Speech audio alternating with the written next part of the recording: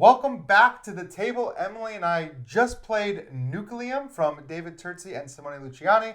This was a big Essen release. A lot of people have been talking about this coming from Board&Dice. They always do kind of these big Euro games every year, and this is one of the biggest and Euro-iest games I think that for sure done. Definitely a heavier one from them, a very, very heavy one. Yeah, no, I mean, and that's not really a joke. The designers cited their influences as Brass and Barrage, and they kind of considered Nucleum to be a combination of those two games. And the number one thing I've been getting asked as I talk about this game is it really like that? And to be fair, I haven't played either of them. And I've played both. You've played a lot of both. And it is. It really is. There are so many elements that you're going to get from Brass and Barrage. It does kind of feel like those games had a baby. I'm going to be maybe a little sacrilegious here and say I like this better than both. What? I love Barrage. Brass is like the number one game of all time on BGG right now. Yes. And Barrage is one of my favorite games. But this game does have elements of both. You're definitely going to see that kind of Brass inspiration of like placing buildings out on the board and then flipping those buildings as you power them. There's even like coal that you can buy, and you're putting railroads down on the board to transport goods. So that's what Brass, that's the core of Brass right there.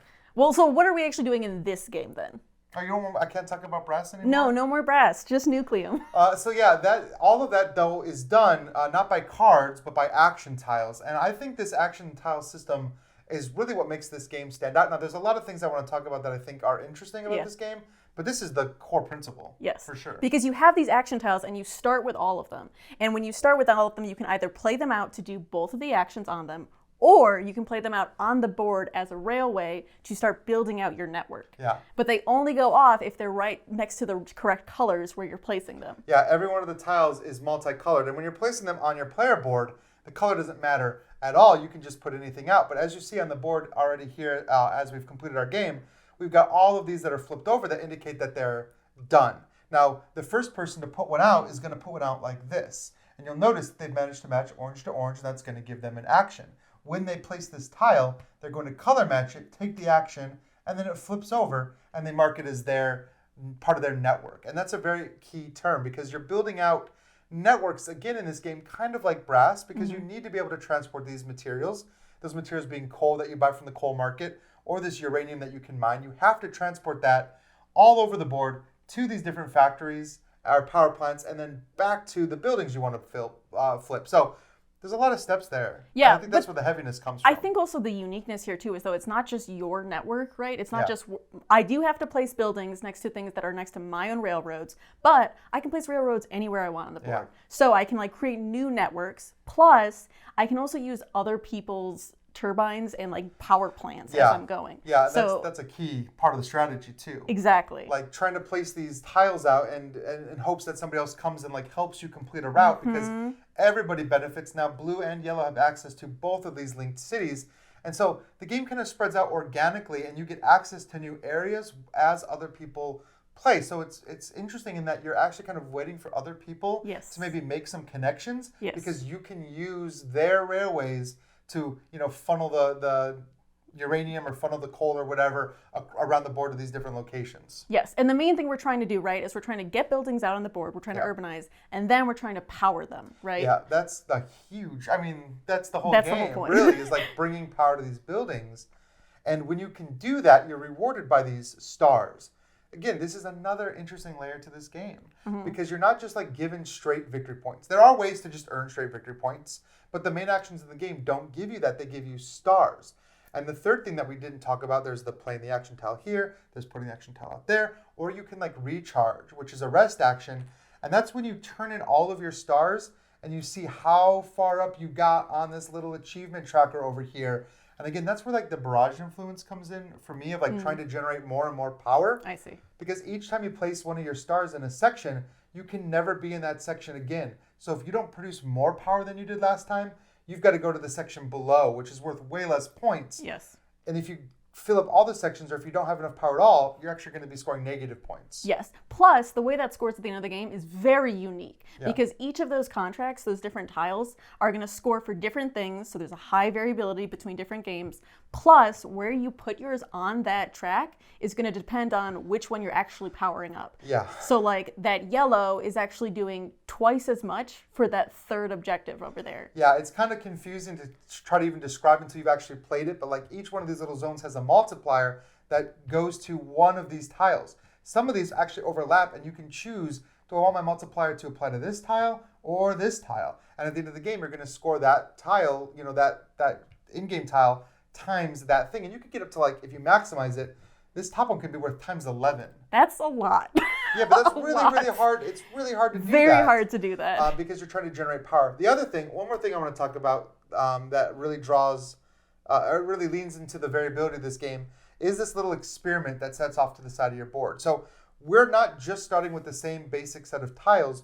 We're all starting with a different set of tiles and a very asymmetric experiment that gives you variable player powers. There's 8 different player powers you can get, including some that are instantaneous, some that are in-game scoring, and some that are giving you an ongoing effect. They're all different for each one of these experiments, and you're going to draft these, and you have to find ways to earn these experiment tiles over the course of the game to activate your machine. Yes, and one of the main ways to do that is there's contracts in the game, right, where you're getting different objectives you're trying to complete, but you can also get different tiles. So there's a lot of things going on, but my game starting is very different than your game starting just from the get-go. Right. Very different, right? Because you have access, we all kind of have access to the same basic actions, but in very different pairings. Yes. And we're going to kind of try to lean into the advantage, and that's why you're going to draft these, because there might be one that really works with your play style or your strategy. So like we said, there is a lot going on. There are so many different actions. There's income tracks you're trying to go up. You're trying to put out turbines and mines to generate more. You're trying to get those contracts. You're trying to get new tiles because you can run out if you're placing too many tiles on the board. Yes. You need to keep coming. So there's a ton that you can do. We're not going to be able to teach the whole game. It's quite a teach. It is a little bit of a teach. So actually, speaking of the teach, let's go into talk about who it's for and who it's not for, which is something we like to do after we play a game. So I think that this teach for this game, there are going to be players whose ears and eyes just light up as you're teaching, because there is so much potential for comboing and for creating these big turns and these big actions. Yes. And that gameplay loop is very satisfying in that it really rewards you to kind of build your own plan. Yes. Using your player board and using that experiment as kind of your guide, but building into a strategy that works for you. And there are a lot of different strategies. Plus, you have to be opportunistic, right? Because new things are coming up on the board. New things are coming up as people place things. There's new plays. You're like, oh, shoot, now that he has a turbine there, actually, that's really more powerful for me. And so you're wanting to take your actions and be planning a little bit ahead, but also being very flexible to what other people are doing and what's happening around the board, which is unique for some Euro games, right? It is. And I think there's going to be a lot of people that obviously, if you like heavy games, if you like Brass and Barrage, which, by the way, if you do, you should already have this. If those are your favorite games, you should be pressing the buy button right now.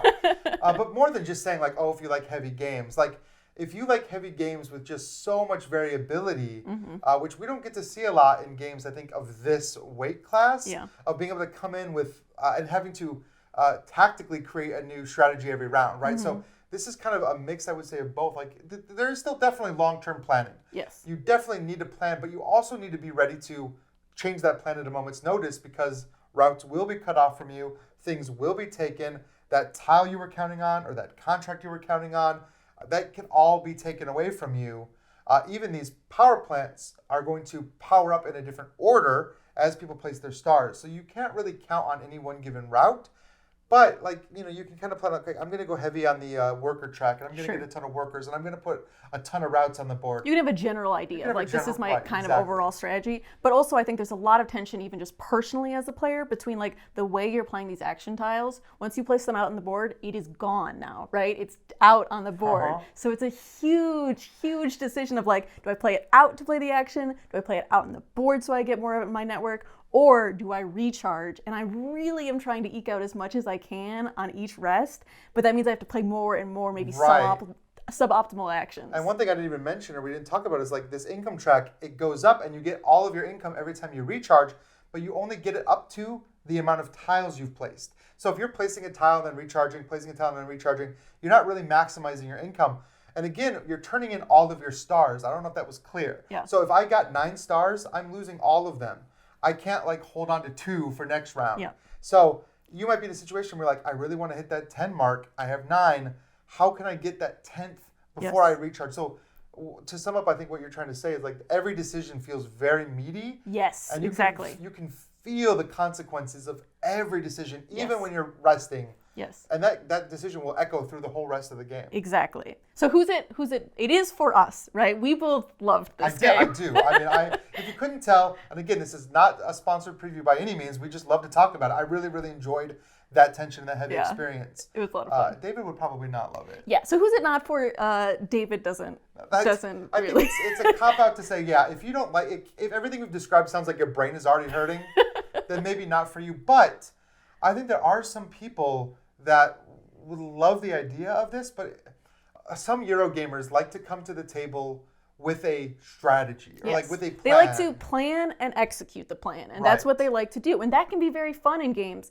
This won't really allow you to do that in the same way because there's so much variability, right? Because like I might get drafted a different player set, and that's going to have me pushed very heavily in a different direction than the one I thought I wanted to go. Or you might take the exact route I wanted, and then the plan I wanted to execute is no longer executable, right? Right. This is definitely not that game where you can come to the table with a notebook and say, well, these are my first 5 actions, and I'm always going to take these 5 actions, and I know that if I do these 5 actions, I'm going to be in a pretty good position.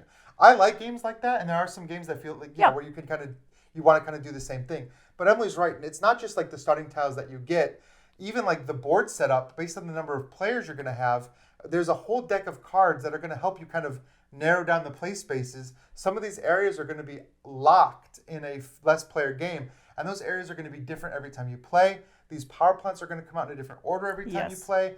Your, like I said, since your starting actions are different and your turn order is different, like you're going to be playing an incredibly different game. In Brass, like, you can kind of, have a variable experience because the board is going to grow out organically. And this does have that. Yes. Like as players start to place their routes, new areas become accessible. You might not be able to be the one that unlocks an area, but somebody else might. Yeah. And you can kind of hope that they do, but they might not. And you can't count on every one of these areas being open in every game. Not to mention that each area can only hold a certain number of buildings. Yes, there's a lot of restrictions, right, in how you're placing things and how things come out. It'll be, like every game I've played so far has been vastly different. Yes. And I think it's going to depend on who you're playing with, right? Yeah. Like this is also one of those games where if you don't like a game where you want to be able to do really, really well on the first time, this game is definitely going to take multiple plays, right? To be able to really start getting into the flow of it and feeling like you're really making it sing. Yeah, I think it's not quite at Barrage difficulty of like trying to understand how that water flows, but trying to get the grasp of like how you can move that uranium around the board, how you can really power up your buildings. Some of these buildings cost like 12 energy to power, which is the max. It's a lot. And the max you can ever produce is 10. So already you're like, okay, well I can tell after my first game that you've got to find some other ways to like power up your actions, get better tiles, or do some things that will ever even allow you to hit those 12s, or else you're sitting there like, oh, I built this building and now I don't have the infrastructure to support it. I can never even power this one up. So I don't want to call it necessarily punishing. Yeah, it's not. A little bit. It is a little bit punishing, right? Like you have to at least know how to like make these impossible tasks come true. And when you do, it feels great. But when you don't, you're like, how would I even do that? Right, and it, like I said earlier in the video, like the way that the decisions, like the way that you feel those reverberations.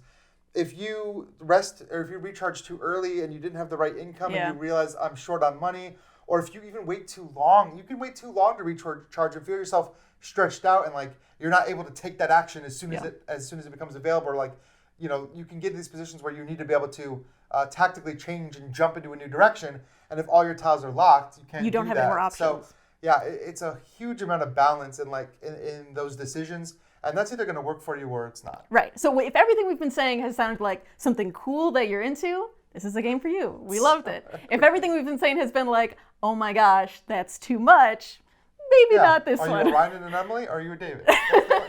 No, for real. I mean, like, even as I play this, and I've played this a few times, and each time we've had some new players come in.